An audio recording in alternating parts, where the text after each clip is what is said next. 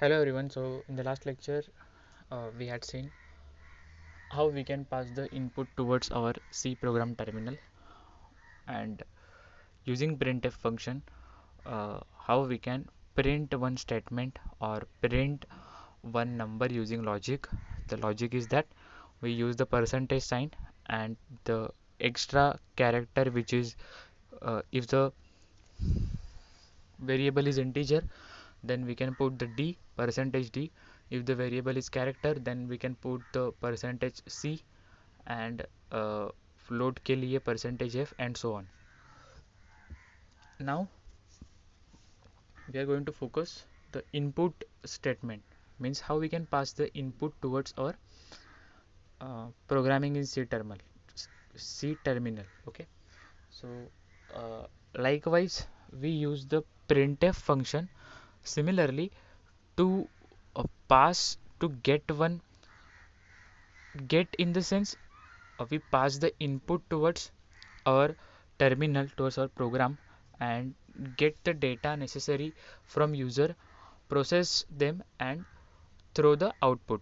So for getting information we can use the scanf. Okay, for printing we use the printf, and for getting the data from user we use the scanf.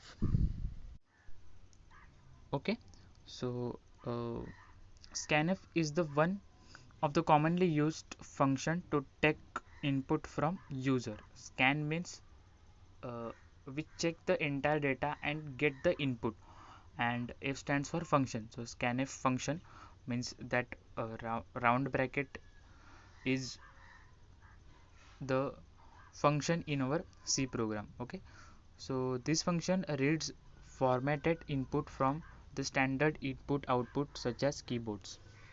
Okay, so what it will do exactly, like printf, it will print the standard formatted text from terminal to our output screen, and using scanf function it will scan, it will get, it will read मतलब मैं पढ़ रहा हूँ सिर्फ, I can access the data, I cannot change, I cannot modify the data simultaneously. Okay, so it will read the formatted input from the standard input output, and such as keyboard और mouse, या फिर input जो भी medium से हम लोग दे सकते हैं. बेसिकली हम लोग कोडिंग करने वाले, सो हम लोग कीबोर्ड यूज़ करने वाले. ठीक है, सो कीबोर्ड से ही हम लोग वो इनपुट डेटा पास करेंगे. But one more thing, to to use this functionality, to use such functions, we need to first mention the header file as stdio.h, जो हम लोग ने आउटपुट के लिए भी यूज़ किया. स्टँडर्ड इनपुट आउटपुट मतलब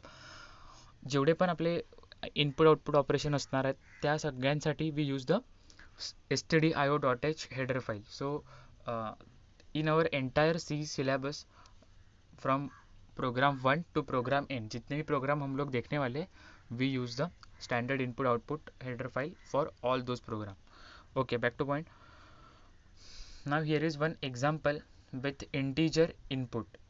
And output matlab, obviously I'm passing one kind of input, one value towards the terminal. That value will be going to the processing part, and after the processing I will get the output. So वो तो होना ही है.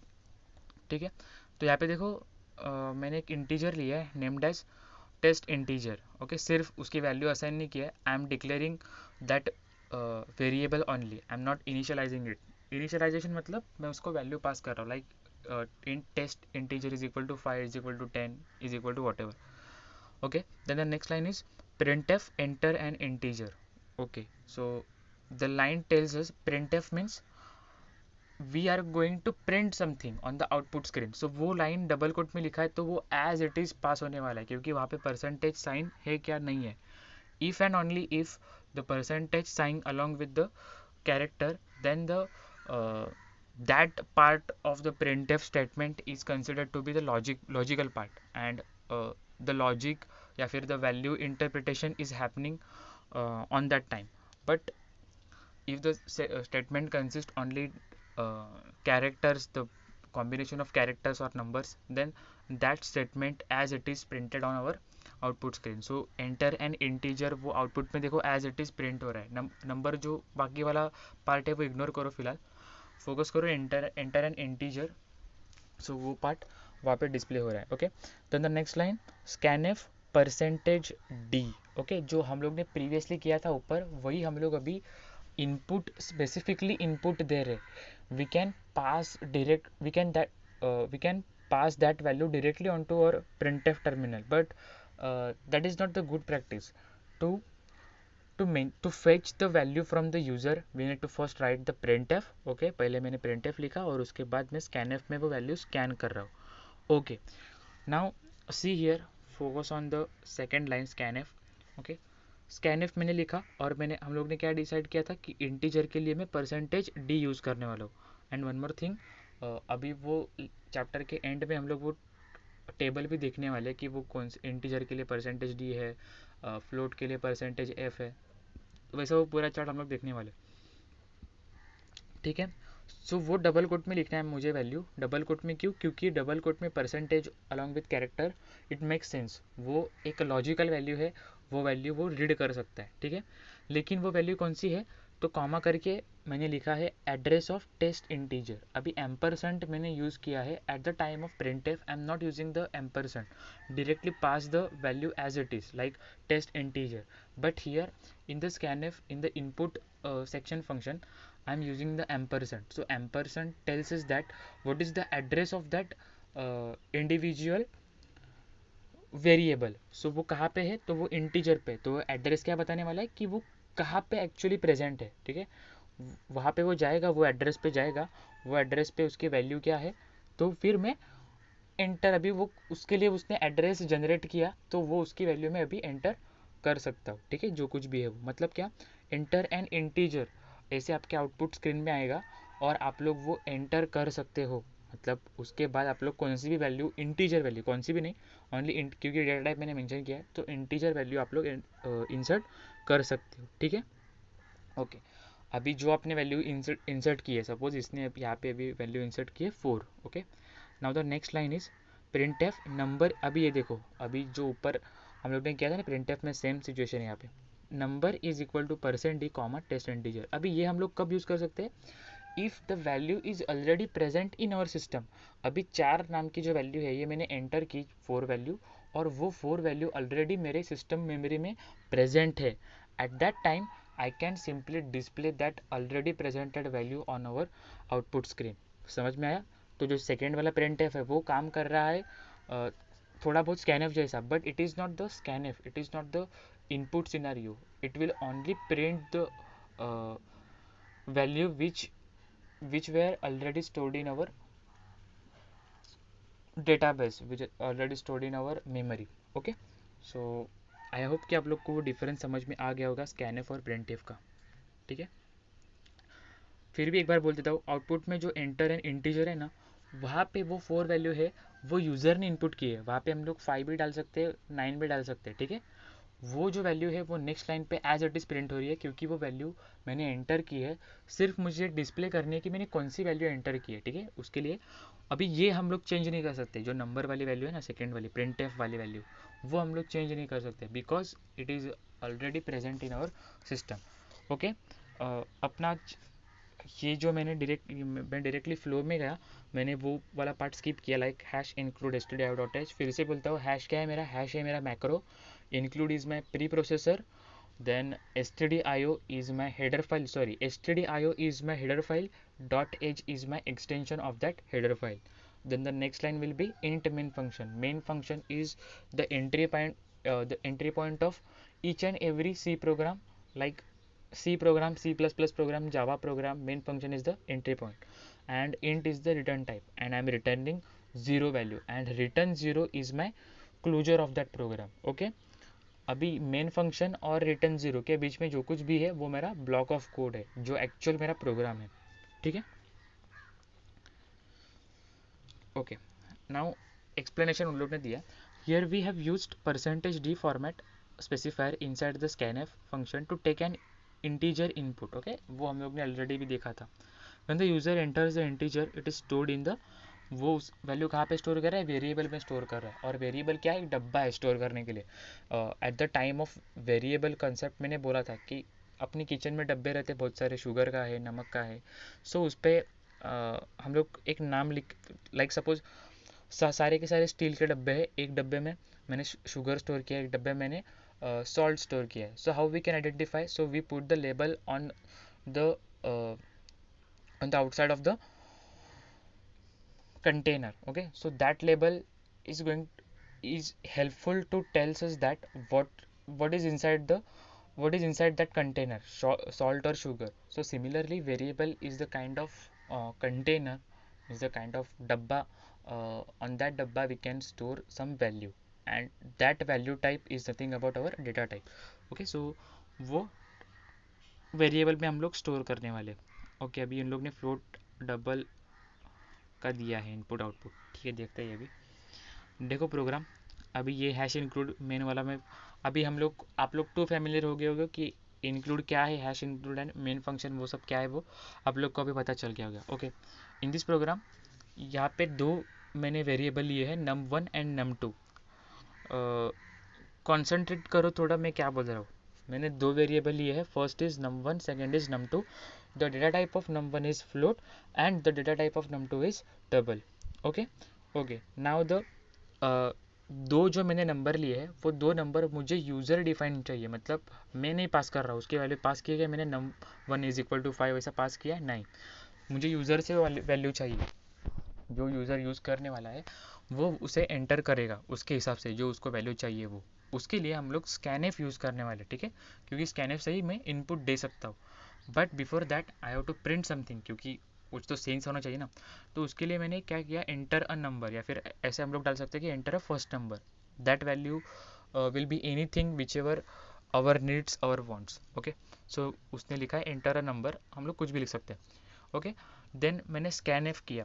अभी scan F के time वो कौन सी value है, float value, इसलिए मैंने यूज़ किया परसेंटेज एफ और एम्परसेंट डाल के मैंने वेरिएबल का नाम रख दिया नंबर 1। नंबर 1 नहीं, num1। Okay, so ampersand will be the address of that num1।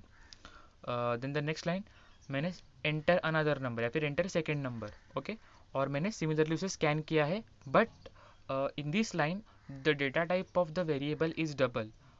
So instead of f I'm using lf, percentage lf. Okay, and assigning the address of that variable as ampersand num2।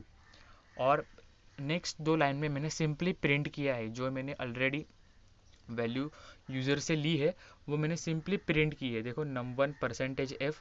Okay, सो वो यहाँ पे देखो जो value print किए ऊपर वही print हुई है। इंटर नंबर में मैंने 12.523 ऐसे डाला है। हाँ, तो यहाँ पे देखो num1 12.523000। ओके, और उसके बाद num2 की वैल्यू है 10.2, तो 10.2 आ रही है। ठीक है, समझ में आ गया, इजी। ओके, अभी कैरेक्टर के लिए now the program flow is structure is same. Okay, here I am declaring one character variable chr using char data type.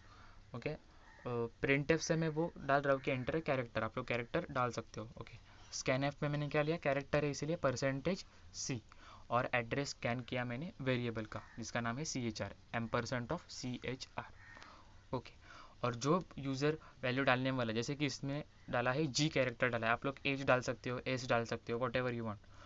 उसके बाद प्रिंटएफ में जो एंटर किया है सो उसने वो डिस्प्ले किया, यू एंटर्ड परसेंटेज सी की वैल्यू क्या है, जी, जो यूज़र ने डाली है नीचे देखो। ओके, सो वो जी प्रिंट हो गया। Clear with this. ओके, ऐसे ही एस का वैल्यू भी है। एस का वैल्यू आप लोग को पता नहीं है, वो आई गेस नेक्स्ट लेक्चर में आने वाला है कि एस का वैल्यू क्या है, तो सॉरी नेक्स्ट चैप्टर में। सो एट दैट टाइम हम लोग ये प्रोग्राम देख लेंगे कि एस का वैल्यू कैसे हम लोग डिक्लेयर कर सकते हैं। ओके, और यहाँ पे देखो उसने नेक्स्ट प्रोग्राम है मल्टीपल वैल्यूज़ का। ठीक है, तो इसने एक इंटीजर वैल्यू ली है, एक फ्लोट वैल्यू ली है, दोनों को प्रिंट किया है। प्रिंट एफ में क्या किया है, सिर्फ enter integer and then float. Okay, और स्कैनिंग के टाइम में देखो परसेंटेज डी परसेंटेज एफ ऐसे मुझे लिखना है, थोड़ा स्पेस देखे क्योंकि केस सेंसिटिव है, स्पेस देना है मुझे, percentage D space percentage F, और दोनों को मैंने एड्रेस स्कैन किया ए एंड बी, तो मैं डाल सकता हूँ। देखो इंटीजर वैल्यू एंटर की है -3, और percentage value sorry float value मैंने एंटर की है 3.4। आ रहा है इधर? ओके, यहाँ पे देखो उन लोग ने दिया है। यही इसका ही स्क्रीनशॉट निकालो। मैं चाहे तो वीडियो पॉज करो और ये इसका स्क्रीनशॉट निकालो और आपके, या फिर नोट डाउन में लिख दो वीडियो पॉज पॉज करके। So if the value is integer, so for integer we can use percentage d. Okay, float के लिए परसेंटेज एफ, डबल के लिए परसेंटेज एल एफ, और कैर के लिए परसेंटेज सी। हम लोग यही यूज़ करने वाले। और भी बहुत सारे डेटा टाइप है हम लोग ने देखे, बट बेसिकली हम लोग यही यूज़ करते, तो यही इम्पोर्टेंट है। ठीक है, एमसीक्यू है आपका, ऑनलाइन एग्ज़ाम है तो ये आ सकता है, तो थोड़ा नोट डाउन कर लो, ये इंपॉर्टेंट कर लो मार्क। देखो इंटीजर के लिए percentage d, character percent c, float, double, short int के लिए भी देखो परसेंटेज एच डी है, अनसाइंड है तो परसेंटेज यू है। ये हम लोग नॉर्मली यूज़ नहीं करते, बट अगर चाहिए आपको तो गूगल किया तो भी मिल जाएगा। ठीक है, so we are done with the concept of input and output in c programming language. Okay, और भी थोड़े एक दो कंसेप्ट बाकी है, वो नेक्स्ट लेक्चर में हो जाएंगे। उसके बाद चैप्टर टू में, मतलब चैप्टर टू में जितने भी हम लोग ने वेरिएबल और इनपुट आउटपुट, कीवर्ड्स, टोकन्स देखे, स्ट्रक्चर, वो सब मिला के जितने भी प्रोग्राम्स है वो प्रोग्राम एक लेक्चर में देख लेंगे ये हफ्ते में। आई गेस थर्सडे को अपना चैप्टर टू ख़त्म हो जाएगा और उसके बाद फिर लूपिंग चालू करेंगे नेक्स्ट वीक से। ठीक है, सो समझ लो चीज़ों को, टाइम दो।